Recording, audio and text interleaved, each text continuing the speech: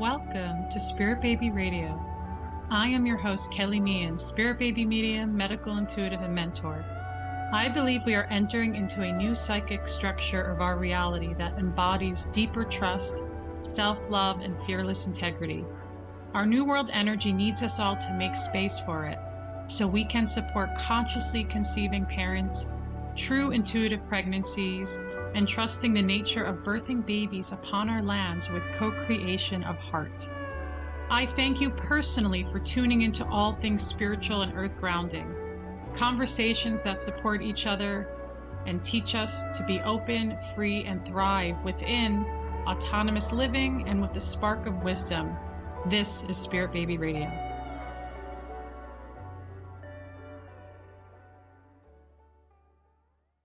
Welcome to episode 170, July 21st, 2023.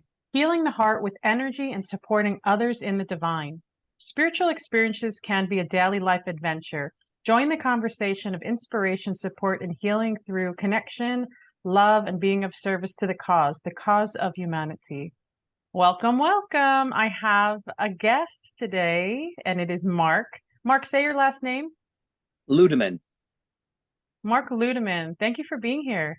You're welcome. Thank you for inviting me. Yes, I love this. And I always kind of talk about for a moment, like how I met with people. And I was going like, how did I met Mark in the World Wide Web of Facebook. And I forgot what it was. It's probably like 2 years ago when the shit hit the fan with the world, right? And we were like trying to expand into, connecting with open-minded, divine, heart-centered, non-corrupt energies. And I think Mark just kind of flipped in there, and he has these I don't even know the depth of his work, but he does very beautiful healing work. And I've seen him speak about it in Facebook and his posts, and they're very genuine. And so that really inspired me to be like, I wonder if he would come on my podcast and talk about healing and what healing is about and what his own abilities are and how to support people in their healing space. And I have even other questions I know we can go deeper into. And so let me read here more about Mark. So Mark is, I wrote in here, I call him a healer. That's what I call him. He was 18 when he had his kundalini awakening that dramatically changed his life.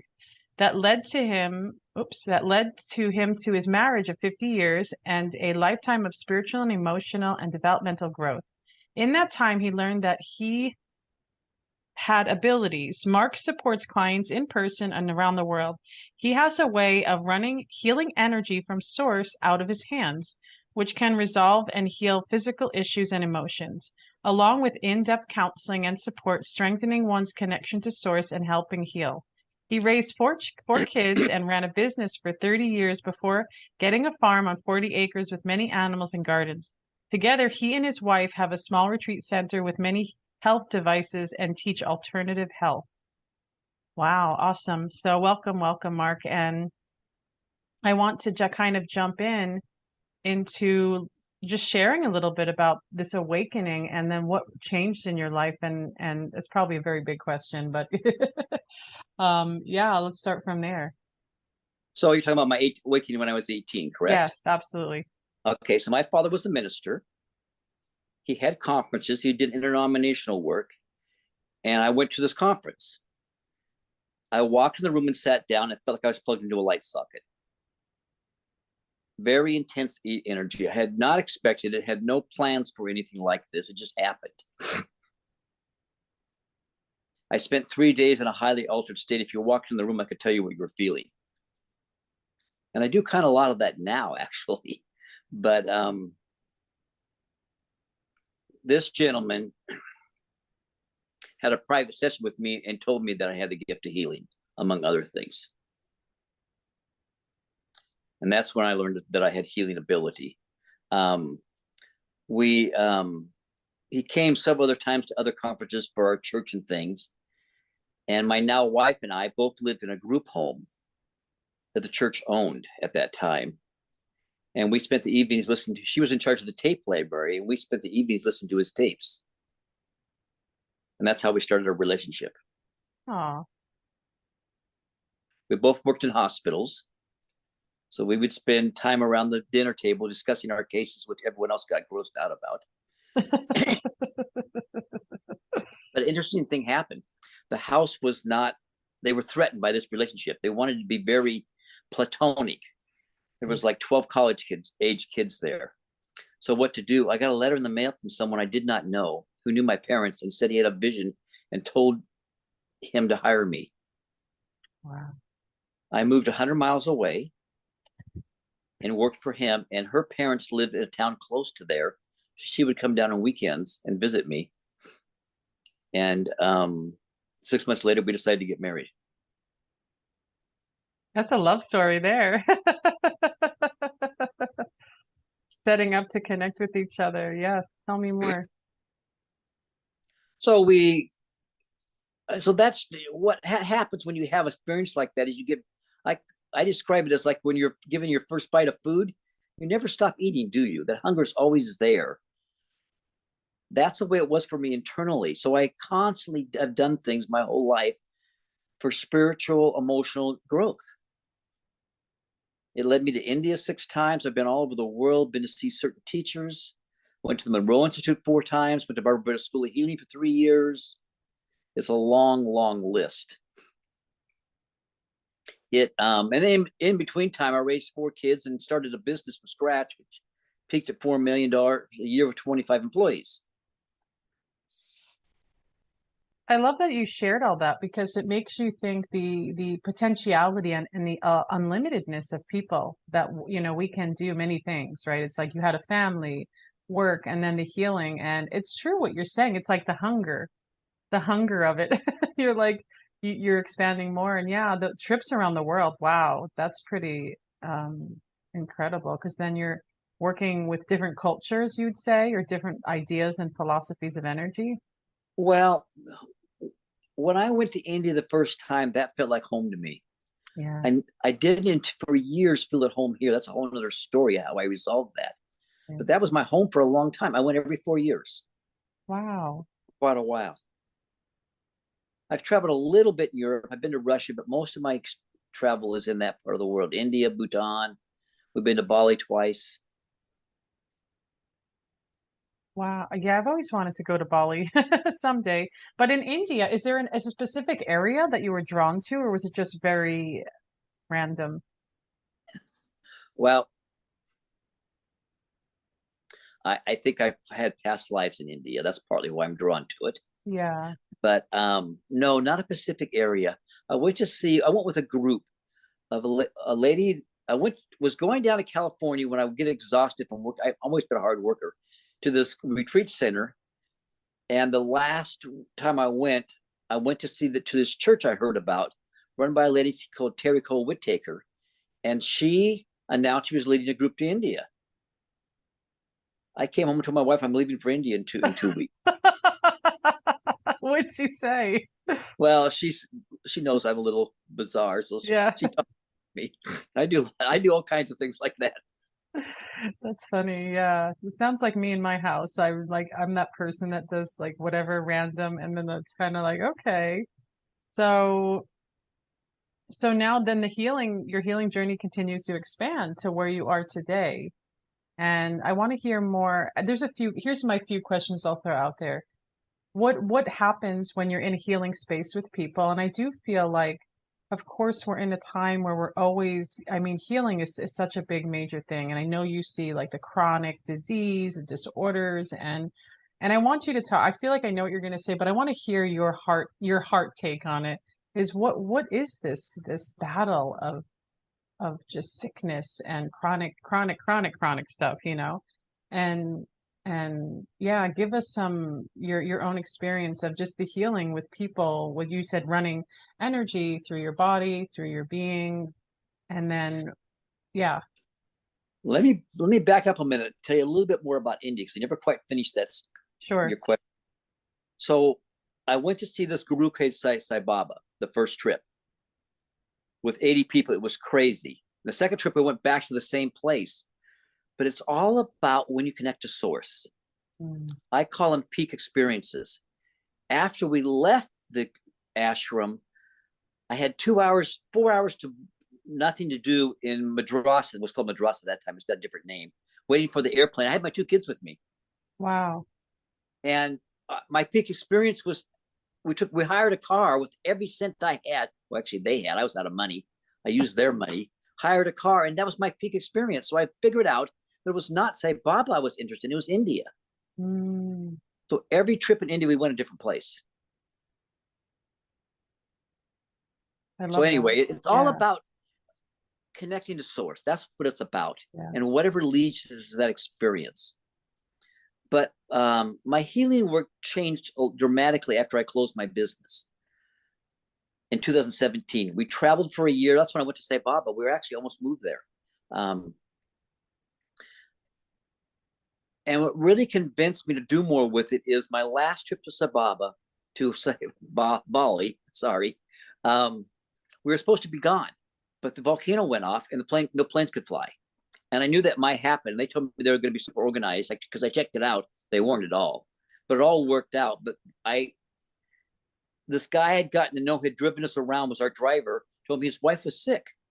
She had lupus. She was bedridden most of the time. So I said, I can't do much, but let me go see her. Every day for 4 days, for an hour, I would go and just lay my hands on her. Mm. In 4 days, she got better and basically recovered. He came to see us to work out how we're going to get out of the country, because he drove us to the other island to get to Jakarta, which we had flights from there, so it was all fine. Told us he was going to go see a healer and take his wife, and I said, I want to go. So we did. He picked us up, and we went, and that was the third healer we saw. And every one, we always had a private session. The driver would always say, there's no one else here, because these people had large crowds waiting for them. Never happened with us. So we go to see this healer, and this is a long story, but we're sitting on this balcony watching him work for one couple ahead of us. And I was very leery, because they have black magic and white magic in Bali. I didn't want anything to do with black magic. And all of a sudden, this music comes on next to me that sounds like a tape we had at home that my wife had bought in Taiwan of Buddhist nuns singing. And I instantly knew I was going to have a good experience there. We walk in the room, sat down. I'm sitting against the wall. He looks at me and says, there's an old man behind you. He's seen my guides. My driver says, I don't see anyone. Everyone starts laughing. He gets up, walks over to this shrine with 28 different icons on it. His assistant gets behind him. He stands in front of one, a particular one that I had bought a similar one before meeting him, almost falls on the floor. His assistant grabs him by the belt, taps him 3 times. He's a different person. Mm. He went into an altered state, starts channeling this female entity, and goes over and sits down, calls me over, spends 45 minutes with me. It's really what convinced me to do my healing work. Oh, one other thing happened. We had these kind of little thread bracelets on that we'd gotten. And he looked at them and got all excited. It turns out if you want to be a healer in Bali, you need to go to a certain temple and have a certain ceremony done. Mm. And we didn't know anything about that. This temple's on a different island. It's a cave. We'd had that done. We didn't even know it until he told us. So that's really what launched my healing work. I love that. It feels so synchronistic, right? So intuitive that you're showing up and you're like you can't make it up, right? It's like you're just kind of like, and I love that feeling of like, God, I just can't make this up. Like it's just happening. And you're just showing up and listening to it. And so, especially in another country, because, like you said, you're like, okay, it's good. You're going to be skeptical and go, okay, I don't want to know this, but what am I building attraction with, and how to not get caught up. And then it sounds like it just started guiding you more into other healing spaces about who you are in your journey. So then After Bali, after Bali, sorry. it's okay. So we call it following the thread. We develop a Mm, knack to follow little tiny clues that tell you where to go next in your path. mm, Like I get this intuition to go to Mexico. I talked to a guy on Facebook Messenger, and he told me about it. I thought, okay, we should go there. So I booked tickets the next day. And I told we're going to have this experience. And I follow this whole thread. My wife had this experience. It was for her. but we went through this whole series of events to get us there, which you can't logically think out. Oh, wait, I gotta pause you on that. This is good. This is good because a lot of my audience, they're on a conception journey, some in pregnancy, some dealing with loss. And I feel like, a lot of women, maybe the thread breaks, or they don't follow it, or something happens. And I see this a lot with conception, especially with like needing intervention and then needing more intervention, and then nothing's happening, and then people are left traumatized and trying to figure it all out. But what you said too feels really valuable, is you can't logically really think it out that much. And that's a hard one, right? For most people. Like, how do you people want that, right? They want that. And I love that thread kind of. But what happens with people that feel, I want to say it's snap, right? It gets kinked. Like, what happens from your perception and perspective with people that they just don't follow or, Well, I'm going to give you a little example. I was talking to a lady on Zoom the other day who was selling me being on her. It's called heal.me, is to find people that do different kinds of work. And I looked at her. I said, "Can I tell you something? You're not in your heart. You're in your head." mm, Now I can see that. I sense it. I don't. It's not intellectual knowledge. So it's how to be in your heart and have your source connection fully functioning. mm, It's like I said, it's little clues. I woke up this morning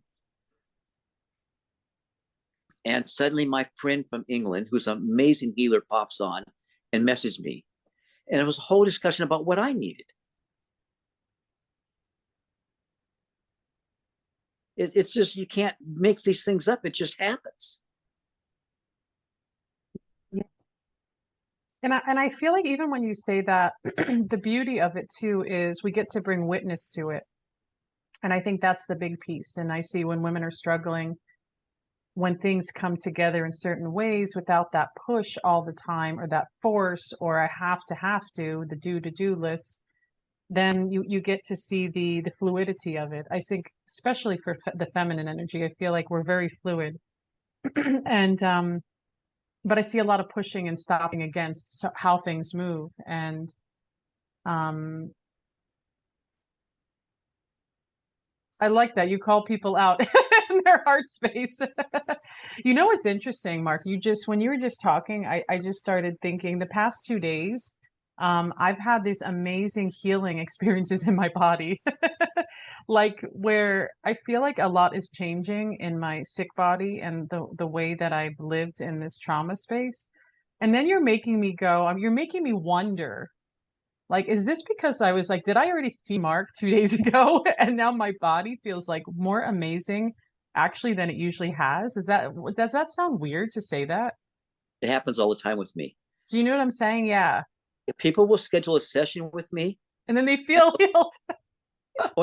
they'll tell me when we do the session that something already started happening a day or two ago. That happens really commonly.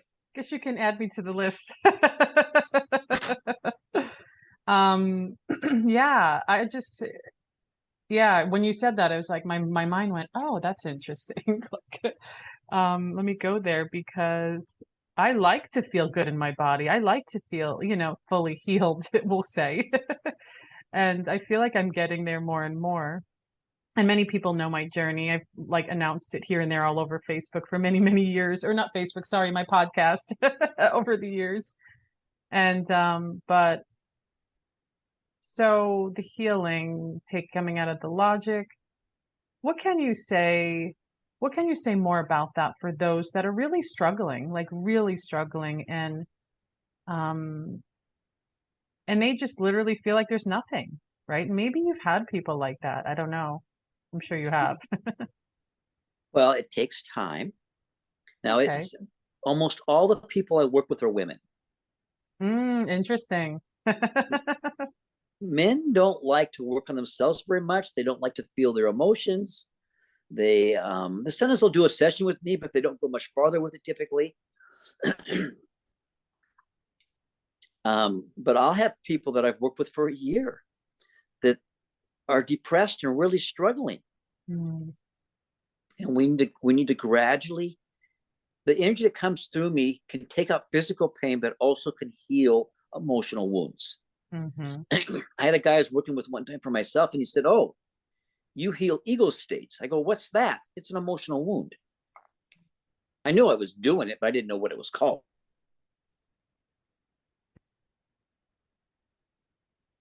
I was like, this is why you're on the podcast that you work with women. I'm like the feminine, the creative force, the gentleness that you I feel like share. And here's the thing, I would love male energies on my podcast. You've only been the second one in all the years. Because I feel like it takes a certain divine masculine really to show up in my specific podcast space. Because there's a lot of like, and you know, because you're male, I feel like there's so much logic that comes through. I feel like sometimes it loses the energetic exchange of what my mission is with Spirit Baby Radio, because I want people to come in. My intention 7 years ago when I began was it's all about energy. And so it's kind of sad in a sense when I think about it, I'm like, wow, have you not found any male energy over these years? Have I not been in attraction with it in a way? Because I would love to share that with such an important part of creation, right? And so you're making me like you know think and reflect on that. And I had this really awesome male who was working with children in meditation, and it was just so incredible and so hard. And I'm like, I know that we can really be negative against masculine energy, but I know that there's something else in there. And so something happening where, you know, to show up and share that. And yeah, you're making me just think right now about all these different connections and how I do feel like it's important that we heal not just from female healers, but male healers. As I've worked with male healers too, because I feel like it's, you know, especially if we have masculine wounds, right? Or, you know, relationships with the masculine, like issues or things like that. Um, which I want to say maybe a lot of people do, right? A lot of maybe women do, or maybe Well, the we're, ones we're I know. we're moving as a world from the masculine to the feminine. We've been in a world for a long time where the masculine energy and men have run everything. That's changing now, and the feminine's coming in. It's going to be much healthier. I love that you said that because I feel that, and yet I do feel like I go into anger, like, oh gosh, like this is a masculine world. And it's such a probably a very low vibrational thought, but it's like, will I know that the feminine is coming through, but then I'm like, I see so many, we see negative things that happen to females around the world in so many cultures and just, you know, equality of pay and all these different things. And that's not even getting into the next level of races. This is just, you know, this is at this level of the feminine. And I'm going, wow, this is, I love that you said that from the voice of the divine masculine. You could say it like, okay, that's what you're seeing, but talk more about that. I want to hear it. Um, well, let me give it. You talked about you don't have many men on your podcast because men operate very much in the logical world, and I do that too. I run a farm, I do all kinds of different things, but it's also I'm very much live in this. I'm very aware of feelings and emotions. I'm not logical in that way at all. And most people don't. Most men don't do that. They don't even know that exists in them. Yeah. So if I work with a client, I often will know what they're feeling. I'll ask them, and I follow it. I'll be talking to them. I go, stop a minute. What's that? Because I know they hit a certain feeling. And I'll say, what is that feeling right there? And they'll say something. Sometimes when I ask them that, I'll immediately know what the feeling is. Yeah. I won't always tell them right away, but I'll know it. I have a lady, that's actually a psychiatrist that I work with weekly. She's one of my longstanding client, and she will go into she'll close her eyes and go into a meditative state. I can track when she changes in that Mm-hmm. state. The same time I'll say, what's that? She say, oh, it just changed. but it's all about healing the emotions, healing the wounds, and at the same time, strengthening your connection to the divine.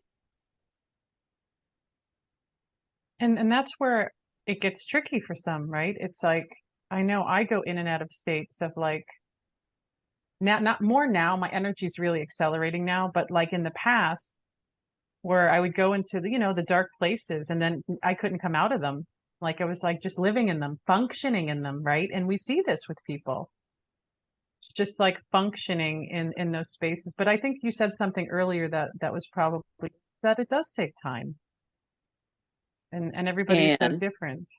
And you yeah, can't, you need someone else to help you with it. I can't do it for myself. yeah. I get help. I And love yeah.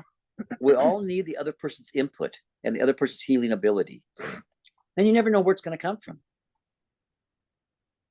It's definitely true. I feel like we need community, we need connection, not just friendships, but healers. I feel like they're very important to make the world. Do you know what I mean?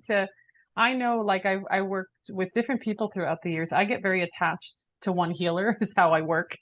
And then I work with them for as long as we need to. And then sometimes I have to separate and go, okay, Kelly, it's time for you to see how you can do the work and then see what you need next. And but I recently have realized I've working with a somatic therapist that can track energy very well too.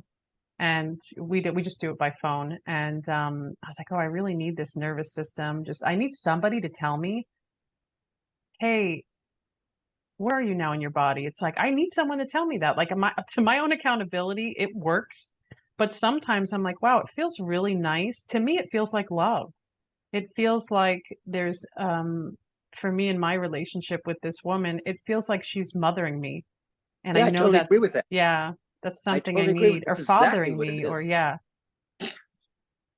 And then I get to build energy with that. And I think this is why I've attracted male healers too, is because it's like the mother father wounds really. And mine are pretty Yes. big. Mine are big. And I know a lot of people have big ones. And so I've always felt like I was thrown into my family. Like, was I adopted?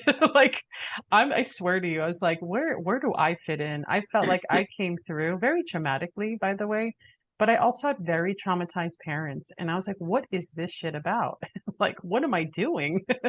And I think that's what led me to this work. I know there's some underlying energy in it for sure, because I'm going, wow, you've worked with a lot of mothers to be, working with really that delicate in between world of energies of bringing life.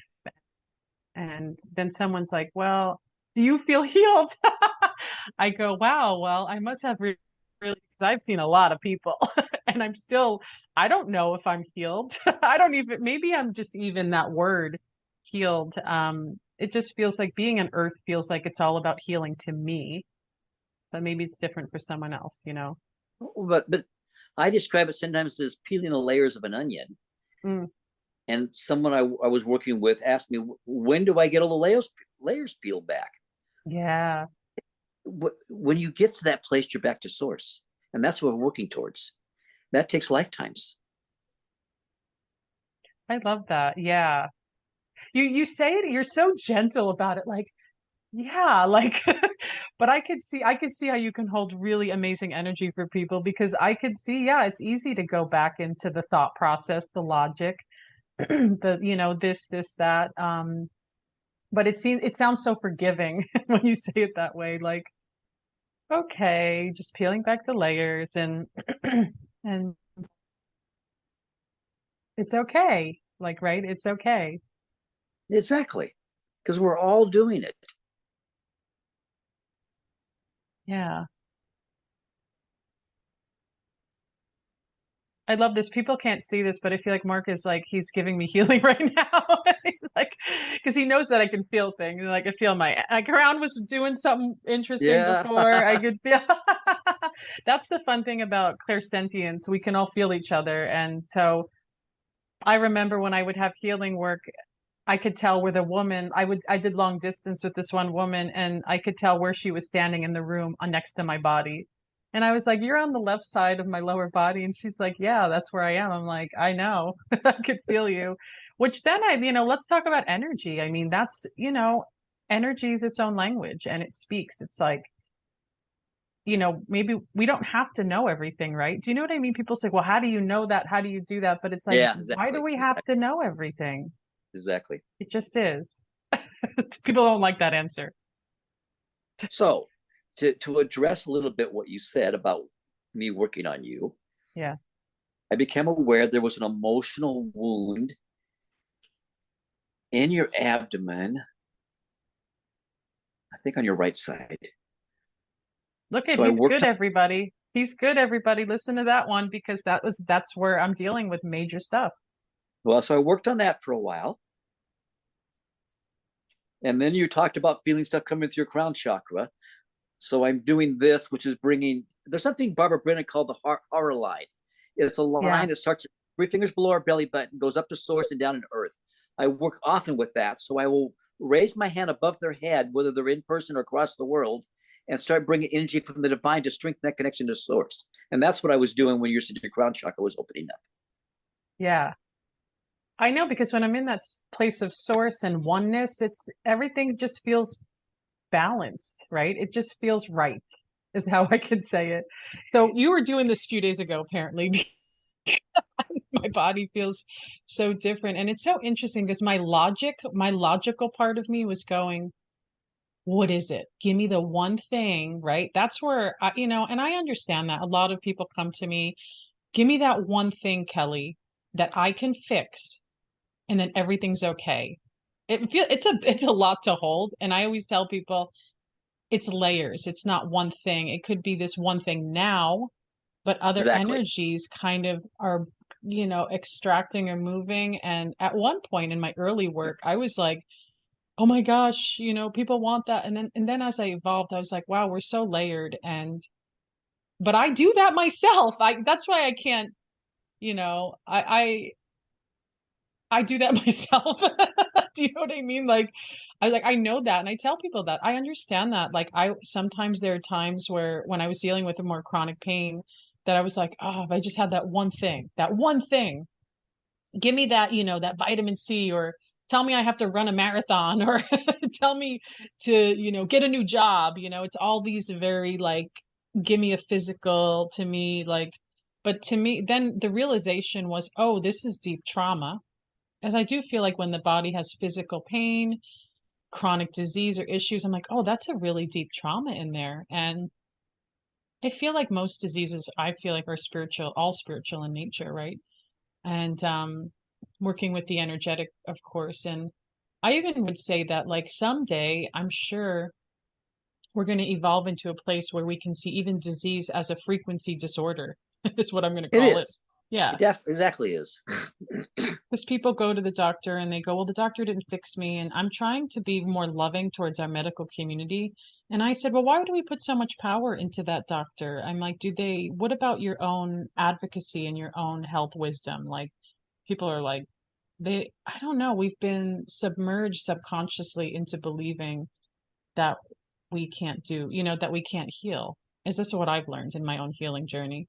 And I see it all the time, and it's so subconscious. It's almost right? It's like the worship of someone outside, trying to fix that physical thing when it's not physical at all. I totally agree. And I still think, I'm still expanding in what that even means and how that, because I'm somebody that's been in chronics. I call myself a physical empath at times. But I feel things too much to the point where people, oh, that's so great, but it's not really I, that I, great. I, I don't agree.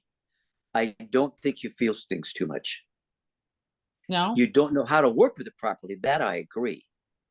Well, I've started to shift it more and more because there was a time where I felt like it's hard to leave and do things in the world when you're reading everything. That's where I've really shifted a lot of my energy. I was just and that to me, there was that's I feel like a trauma response too. It's like, why do you have to go everywhere? It becomes automatic, almost like I didn't know I was doing it, but then it would feel too much. And Yeah, sure. I have this joke where um now I feel more manageable, we'll say.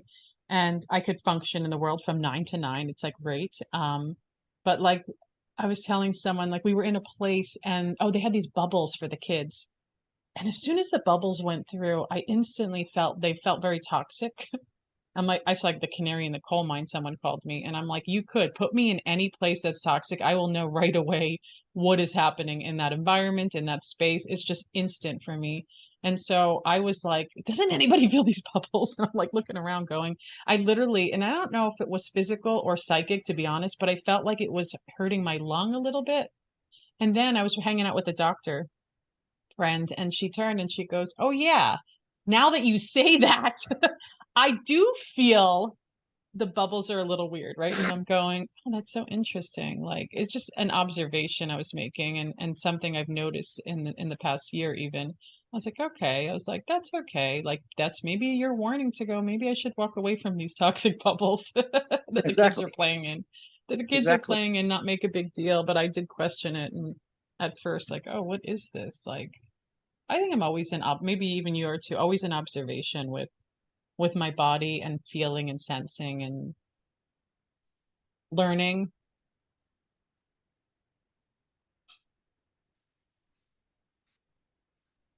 I know a lot of things that come up because a lot of women that do tune in, and men, there are empathic. They're very empathic. They're feelers. They're sensors. But a lot of people will move into, they want to feel more, but other times everybody goes into negative. Have you noticed that? It's always about, oh, but everything feels so negative. It's overwhelming. But I go, yeah, but what about the beauty of feeling, right? The positivity of like feeling a connection with the earth, with the flowers, with animals even, or with people. I feel like that's often missed. You probably see that a lot too when you're in connecting with others, talking about Well, people feel our world's really crazy, correct? Right now, absolutely. it's getting crazier. It's going to keep on getting crazier. Yeah. So how to navigate in this world that feels very unsafe, that's falling apart around us, and still be okay? Because safety really comes from inside of you, and that's where Mm, the work is. that's what we want to talk about, and that's that word I've been using for many years now since I've done more nervous system work, and because of the pandemic, it shifted a lot of us to really I feel like anchor into like what is our even spiritual, I could say the word responsibility, but look, where's our truth in the world? Like, who are we and are we emanating from that frequency to just be, right? Sometimes it's like I was saying, oh, a few days ago, I started feeling different and healing in my body, but it's like, what is the energy, the signals that we put out? I feel like are the most valuable, right? Whether we're speaking about it or whether we're just being it. Yes, I agree. And so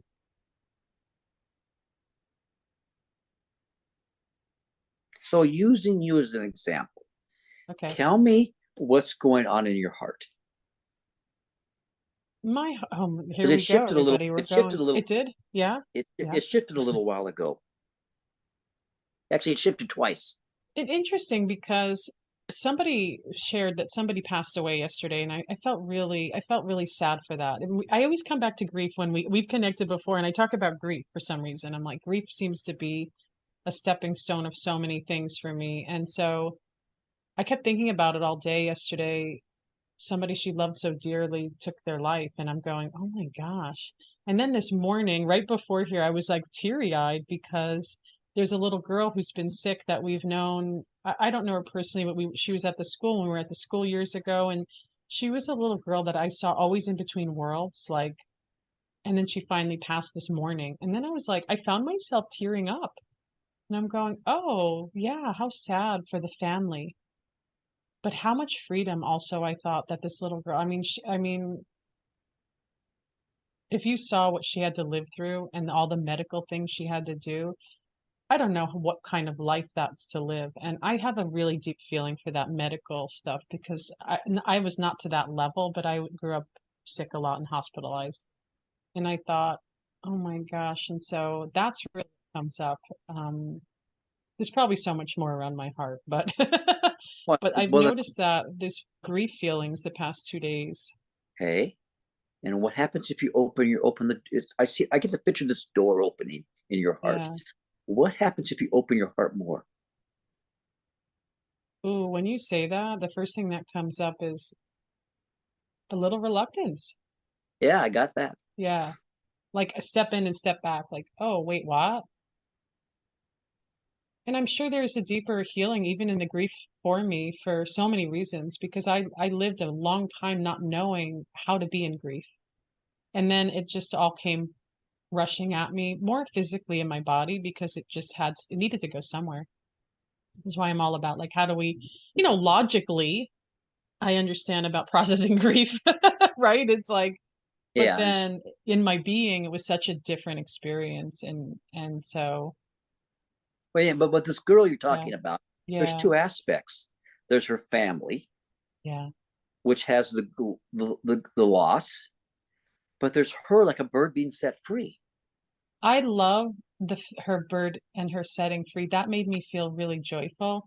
But the family, I think that's where I get that's where I get hit by the boulder. Because when I've had death in my family and I just suddenly feel so horrible for the people, right? Because we don't know how we're going to feel when someone dies or we're just in that moment and I just go, oh God, not that I have to hold the world's pain, but maybe I go there a little bit. I don't know. Yeah, But it you do. just, yeah, it feels like too much. And then I'm like I can't go. I think it's some part of me now that you're saying that wants to fix it. And Yeah, I know I'm here to fix and rescue, but I was born into rescuing. And it's a very deep I feel like rescuing could be a deep wound. Maybe somebody would disagree with that, but it's coming up a lot this year. And I'm like, "Oh, look at that." It's like so deep. But again, I feel like when I was born into it, I was born to a mother that was sexually abused, molested, physically abused, and she was also mentally ill, and that was my mom. And so for me to be sick as a child, as a teen, as an adult really makes a lot of sense. And again, yeah, I feel like there's that like I was born to really to take care of her, which then made me sick with lupus, to be honest. That's what lupus came from sure. after the 2000 diagnoses that I had. But I was like, okay. And then one day a healer told me, this is the first time I had really body work in my 20s. She said, two different healers. One said, your mom's gonna kill you. Do you want to die? I was like, what is she telling? Psychotherapist, by the way, because I one day woke up with double vision and nobody knew why because she was living with me for a month. I just couldn't see, right? And then another healer was like, this is about your mom. And then I thought, maybe I honestly, for a moment, and this is really intense, for a moment, I went, maybe I should die. I really did because I was like, I don't know if I can do this. And I didn't even know what that meant. Like, what is it that I wanted to do? I was like, I don't know. But I was like, okay, I have to heal my mom wound, which I don't even know what that means. And it felt so scary to me because it felt like I was going against something, right? Like you listen to your mom, you listen to your dad. But then I was like, okay, let's see what happens. And this beautiful healer took me in and did such deep work. And she saw me and I let her in to see me. And I never had a feminine figure see me. And that was huge. That was huge. And so then the healing continued and then brought me deeper and deeper. And so, and I work with of course, I work with a lot of mother wounds. And then to me, I'm just kind of like, I realized my mother, one of the energies in a real more positive light, because in the past 25 years, she was a mess. I was literally just this manipulative taking energy from me all the time. And so I realized that she has taught me so much. She has Yeah, taught me a great amount of compassion and forgiveness. Like you can't read books and go to school for that. You know what I mean? yeah, Like, oh boy. And it's there, and those that are tuning in, I know they're like, oh my gosh, like they have drama or stuff. It's not an overnight process. This is like more than decades, I feel like. And even in the past few years, I'm coming into even a deeper level of my own mother healing. And I'm 48. Yes, it's taking me to that. And then I wonder, wow, what's the next decade going to bring? Is it going to be even more profound? And I don't know, but I actually, for the first time, feel more free in my relationship with her as she is a part of light now, and she's a very different soul. Her connection, when we do connect at times, is very different. She's like, I was like, that's what sucks too. I'm like, God, look at you. You're amazing. Like, can't you be like that when you were here? There's no capacity with her wounds. She couldn't do it. But Yeah, sure. when she passed away, I knew 4 days before I can feel her leaving between worlds. And when she came to me right after she died, it was so profound and incredible. And and I say this all the time. I'll never forget what she told me. She said, "I'm just one of many mothers." And I was like, "What?" But I've held on to you so hard with the sickness, with this trauma. And then she's literally like, she literally is telling me to be free, but I couldn't, at that moment, I still wasn't there. It took a while. I had such a deep contract or whatever it is with her that like it was hard to go, wow, like you're free in the sense of like her earth body is not here. I don't have to take care of her, but she's also moving on to evolve, right? It's like she's evolving. And I've taken her death and made it into medicine for myself.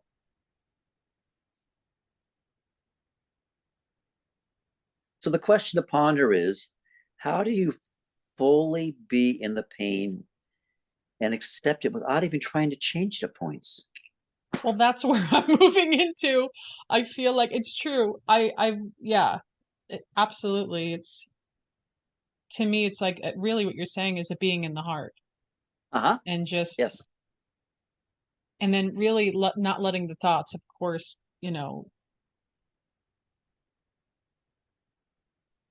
I feel like my light therapy has helped me a lot with that, to be honest, because it's allowed my dopamine, my body to be more relaxed and feel safe. And I'd say for the first time in a long time in the past, probably 2 years, is the safest I've ever felt. And it feels friggin' fabulous and amazing. Like I had no idea how unsafe I felt until I felt really safe. Isn't Yeah, that of course. it, right? Yes. And then I thought, I want that for everybody. I don't think people should feel so unsafe in their bodies and their world. And maybe that's even a part of my mission too, is like how to come back to our bodies and our hearts. And in a way where, even when we're reminded, like Mark, you're reminding me of that connection and community and needing that, like that heartness, without overthinking it. I think that's what you were saying too, without over figuring it, like just a presence, just a being. Exactly. It's all about being. Mm.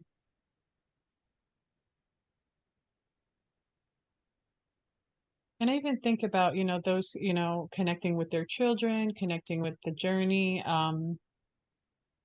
It's a hard place to be. Like when a woman isn't struggling in conception, they want to do, right? It's like they want Yes. to push, do and go against at times. And then, but I see some people can call them miracles, but I've seen a lot of women conceive under the disagreement of their of their fertility doctor, of their clinician.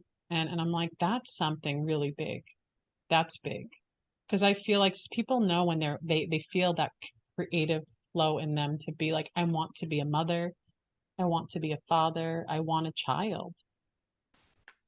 And then not having it happen is big.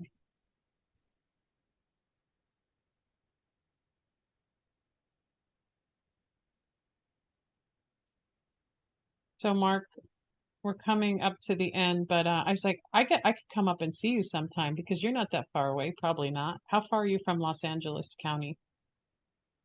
Well, I'm outside of Portland, Oregon. Oh, you're up there. So are you like towards the ocean or towards inland?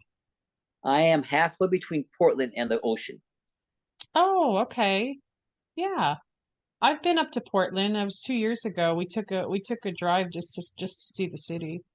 Um, People said Portland was weird and crazy, but I was like, I live near Venice and California, so you can't, and Hollywood. I'm like, Holly weird is what they call it.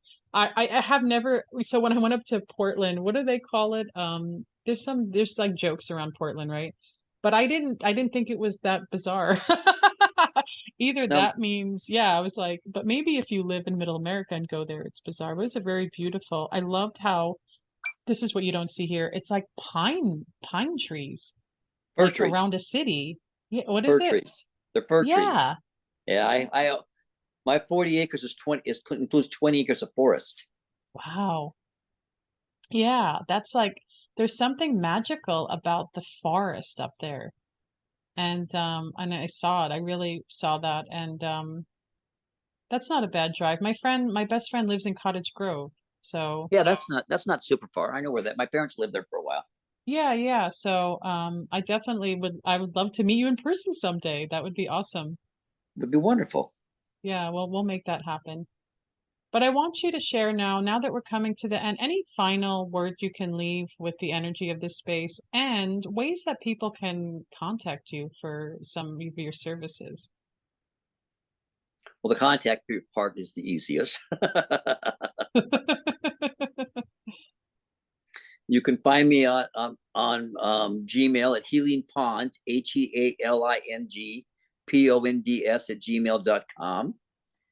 You can find me on Facebook under Mark Ludeman. You can text me at 503-709-0706.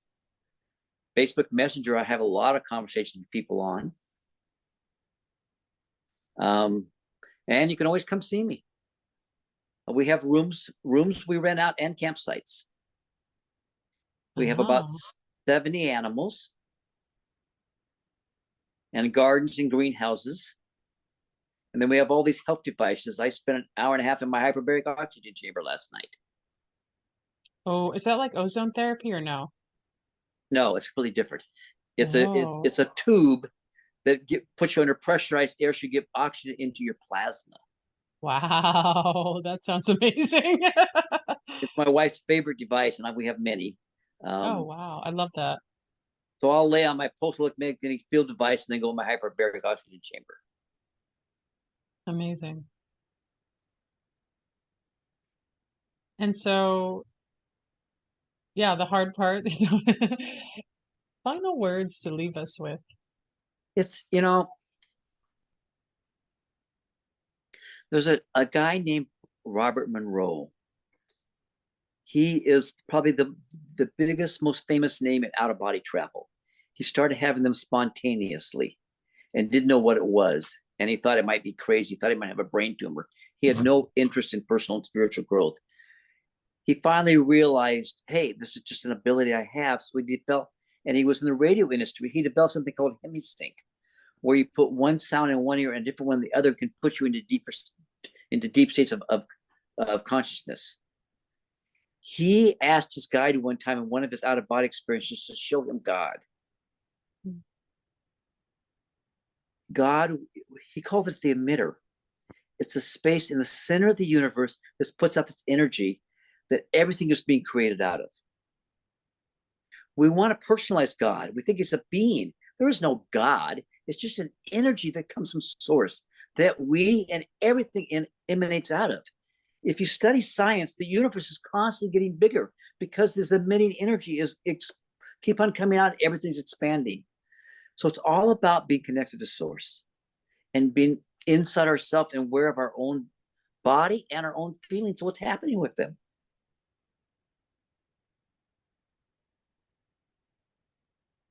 That's a lot to think about. I love it.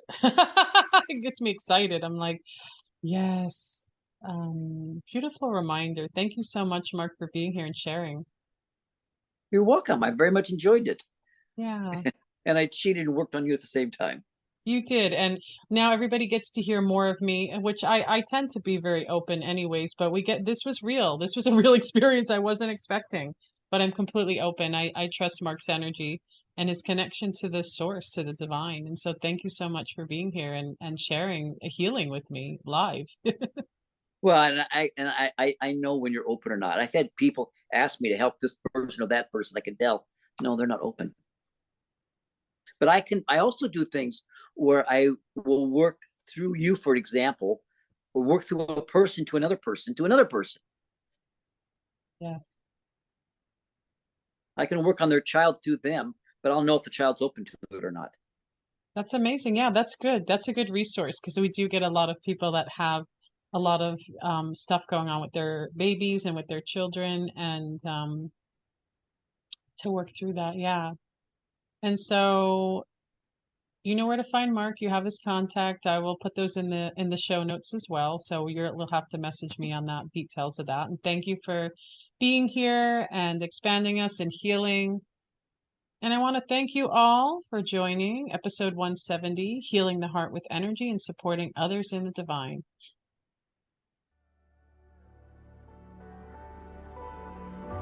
Thank you for joining Spirit Baby Radio with your host, me, Kelly.